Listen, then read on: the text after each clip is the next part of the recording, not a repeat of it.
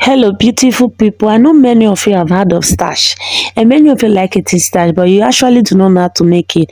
So, join me as I take you through these steps on how to make starch. You see the white substance inside this bucket, inside this bowl, is known as starch, and it is being extracted from cassava, just as garri and your normal fufu is being extracted from cassava.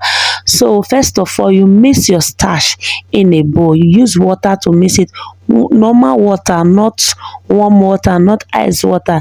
Use it to ferment the starch in the bowl. Ferment it very well. Take your Since you are hand and make mixing sure the there's no starch with lump your hand, under. Then you use your hand to measure the thickness of the starch.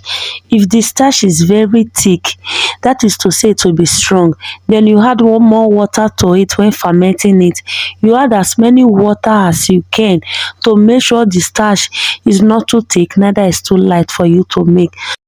This is your starch pot. It is used for making starch. First of all, you add your oil to your starch pot.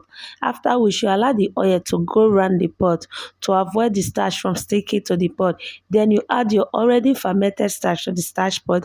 Then you place it on your cooker. Then you start stir. Stir the starch properly to avoid lumps and stir it till the starch becomes thick.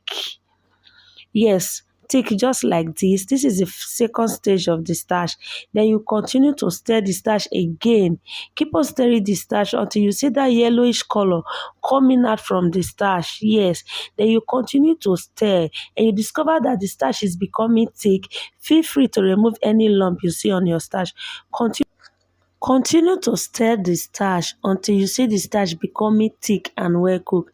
Like this, your starch is ready for consumption. I hope you learned something new today.